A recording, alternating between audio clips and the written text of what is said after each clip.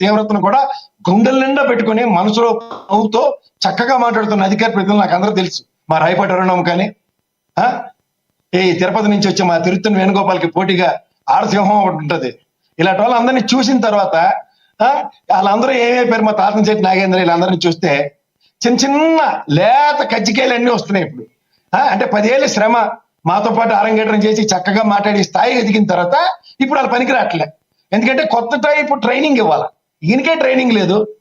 కోనసీమ వెతలు సముద్రం వాటర్ కాలువల రూపంలో లోపలికి వచ్చి కొబ్బరి చెట్లు ఎలా నాశనం అవుతాయన్న ఆక్రందన వెలిబుస్తున్న రైతుల కన్నా మన ఒరిజినల్ తెలుగుదేశం స్క్రిప్ట్ ఉంటుంది, తపేలా ఛానల్ ఇచ్చివి ఎంతసేపు ఆవు వేసంలో జగన్మోహన్ రెడ్డి మీద పడేడిద్దాం అంటే లేటెస్ట్ గా మా తిరుత్తని వేణుగోపాల్ అన్నలాగా జగన్మోహన్ రెడ్డిని ఆడిపోసుకునే కార్యక్రమానికి పవన్ కళ్యాణ్ గారు కూడా నాంది పలికినందుకు, లక్ష్మణ్ అయితే భావావేశాన్ని ఎందుకు వచ్చింది, ఎలాగో నన్ను ఎలాగో పక్క తన్నిసారు, ఇంక మళ్ళీ ఇంకోసారి తన్నించుకోవడానికి ఎద్దుతాను గాడిస్తానని చెప్పి ముందే బయటకు వచ్చిన లచ్చన్నకు కూడా అర్థమైపోయేలా మాట్లాడేస్తుంటే బాధాకరంగానే ఉంది.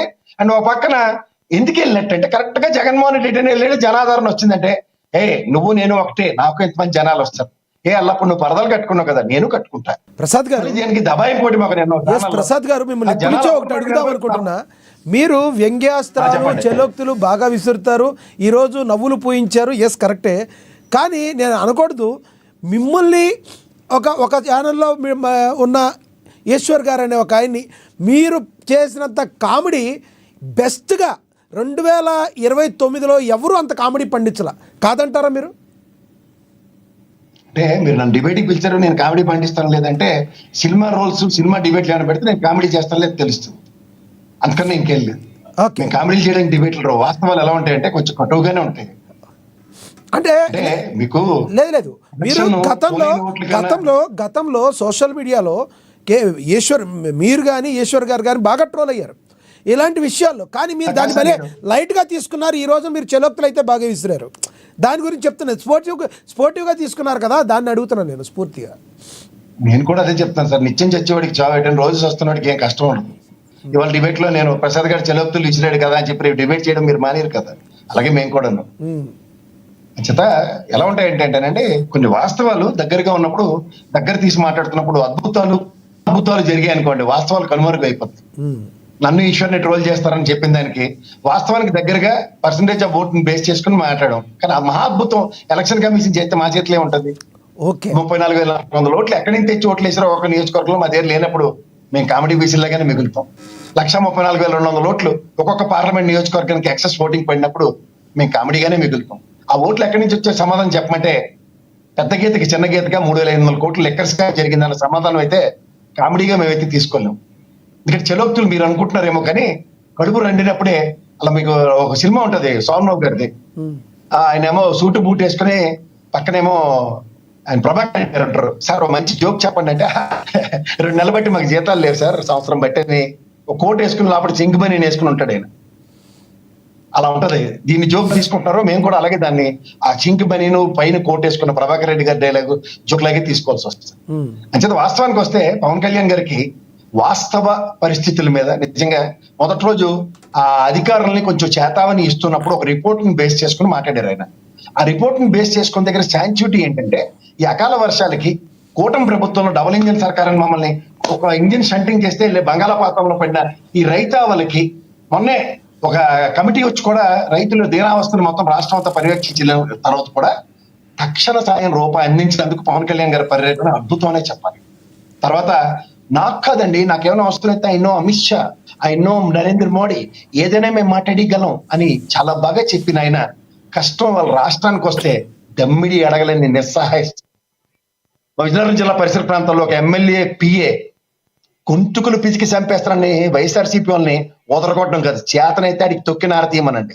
ఆ పనికి మన మీద చేసిన పనికి ఆడపిల్ల పట్ల ఈ రోజు దాకా రాష్ట్రంలో జరుగుతున్న ఆడపిల్లల మీద అఘాయిత్యాల మీద 30,000 మంది గాయం అయిపోయారు అని ఎలక్షన్ నియమావళి కోసం మాట్లాడిన నిబంధనలు అతిక్రమించిన స్పీచ్లకి మీరు నిబంధనలు పాటించవలసిన కంట్రోల్ చేయవలసిన అధికార దర్పం ఉండి కూడా అన్స్టాపబుల్ షో లాగా అన్కంట్రోలబుల్ గా ఉన్న లా అండ్ ఆర్డర్ గురించి హోంమంత్రి అనితమ్మతో కాదు కానీ నేనైతే అని దీర్ఘాలు తీసింది మా బాలకృష్ణ గారి లాగా మీరెళ్ళి ఏం చేయలేరు. మా అయితే 4 హోమ్ గార్డులతో సెల్యూట్లు పెట్టించుకోవడం తప్ప, ఎందుకంటే లా అండ్ ఆర్డర్ గౌరవ ముఖ్యమంత్రి గారి దగ్గర ఉంది కాబట్టి. ఇలాంటి నిస్సహాయ స్థితిలో వేల చూపులు చూసుకుంటూ నేను ఆర్థిక మంత్రిని కాదు, నేను ముఖ్యమంత్రిని కాదు అంటూ దేనికి వెళ్ళినట్టు?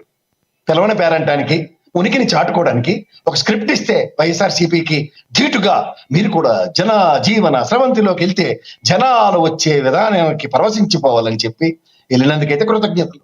రైతుల వెతలు మళ్ళీ తెలుసుకున్నందుకు మళ్ళీ కృతజ్ఞతలు.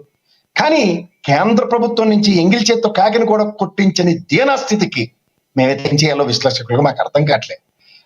అది ఏంటి, దిష్టి తగిలి పై గాలికి కొట్టుకుపోయిన కొబ్బరి టొపేరాల గురించి మాట్లాడుతున్న ఆయన ఎందుకు వెళ్ళాయో తెలుసుకుంటే ఈ తుఫానికి మనం తక్షణ సాయం ఏం చెయ్యాలా అన్న ప్రాథమిక అవగాహన ఉంటే దాని మీద మనం మాట్లాడితే చాలా బాగుంటుంది. అంతేగాని అది లేకుండా వాళ్ళ కష్టానికి కష్టంగా నేను కూడా వచ్చాను, మీ కష్టం చూశాను అమ్మయ్య అని అలా సినిమాలో కోట శ్రీనివాసరావు గారు ఖండిస్తున్నాం అని చెప్పి సెలిట్గా నేను కష్టానికి నేను ఓదార్చడానికి వచ్చానని కాకుండా అధికారంలో మీరు ఉన్నప్పుడు ఇదే అపోజిషన్ స్టేటస్ లో వెళ్తే నేను 2 చేతులు అయితే ఇలా దండం పెట్టింది. రూలింగ్ గవర్నమెంట్ లో ఉన్నందుకు ఖచ్చితంగా తక్షణ సాయం అక్కడ మీరు అనౌన్స్ చేయడానికి వెళ్ళుంటే it would have been something else. అది లేనప్పుడు మేము చేసి కామెడీలాగే కనబడొచ్చు. వాస్తవానికి దగ్గరగా అధికారం డబుల్ ఇంజన్ సర్కార్ ఎన్డీఏ కూటమి అని చెప్తున్నప్పుడు ఎన్డీఏ కూటమికి సమాధానంగా వెళ్ళిన ప్రజాప్రతినిధిగా గౌరవ ఉప ముఖ్యమంత్రిగా వెళ్ళిన పవన్ కళ్యాణ్ గారు అక్కడ ఒక తక్షణ సాయం అనౌన్స్ చేసి ఉన్నా మేము ఖచ్చితంగా తరించిపోయాం. ఇవేవీ లేకుండా 14 రోజుల తర్వాత వస్తాను, పండగ తర్వాత వస్తాను. ఈ 14 రోజుల తర్వాత నాకైతే తెలిసి ఏం పండగ కూడా లేదు. కనీసం క్రిస్మస్ కూడా వాళ్ళ భార్య గారితో సెలబ్రేట్ చేసుకుంటూ క్రిస్మస్ కూడా 25వ తారీఖుకి వస్తుంది. 14వ తారీఖు పండుగ ఉందని నాకు తెలుసు. అంటే 14 తర్వాత వస్తానా, 14 రోజుల తర్వాత వస్తానా, అంటే 44 రోజుల తర్వాత వస్తాను. మొన్న అక్కడికి వెళ్ళారు, కాకులప్పటికి వెళ్ళి 100 రోజుల ప్రణాళిక ఇచ్చారు. ఈసారి 40 రోజుల ప్రణాళిక, పండగ తర్వాత ప్రణాళిక. గౌరవ కేఎస్ ప్రసాద్ గారు, మీరు మాట్లాడింది 100% కరెక్ట్. ఎవరైనా కూడా ప్రజల్లోకి వెళ్ళడం అంటే విపత్తు ఏదైనా జరిగితే ఇమీడియట్లీ వెళ్ళాలి, అది రెస్పాండ్ అయితే ప్రజలకి మేలు జరుగుతుంది. ఇదే గౌరవ ప్రసాద్ గారు, కేఎస్ ప్రసాద్ గారు ఎప్పుడైనా గత ప్రభుత్వంలో ఇలాగే ప్రశ్నించారా? అదేమంటే నా వీడియోలు ఉంటే చూసుకోండి అంటారు మీరు.